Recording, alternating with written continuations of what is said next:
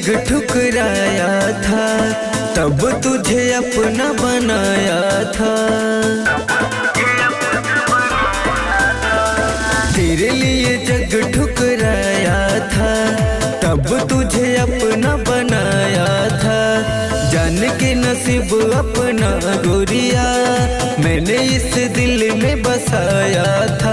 यार प्यार में रंग बदल के बिना गलती के दिल से निकल के पछतैबो ये गोरिया बाद में। बेवफा तूने डाल दिया दिल मेरा जलते आग में। बेवफा तूने डाल दिया दिल जलते जलते आग में।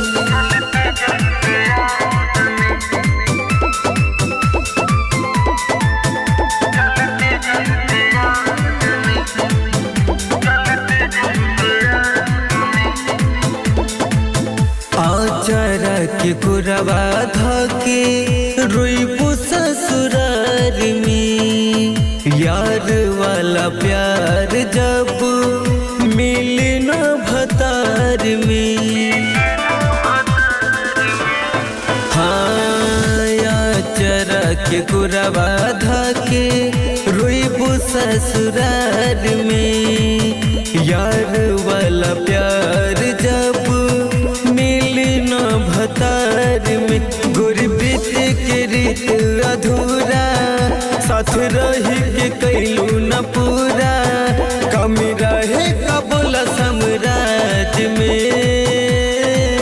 बेवफा तूने डाल दिया दिल मेरा जलते आग में। बेवफा तूने डाल दिया दिल जलते जलते आग में।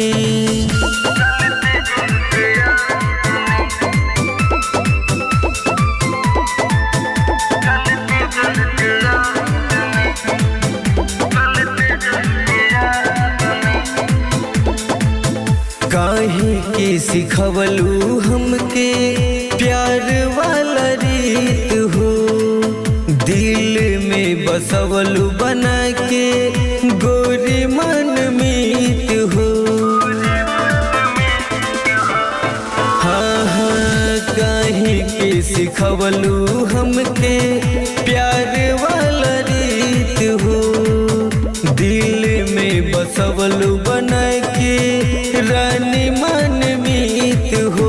जिद कैलू तू जिंदगी में आके ठुकरैलू तू अपन बना के। राजू रोवाता आज तुर याद में।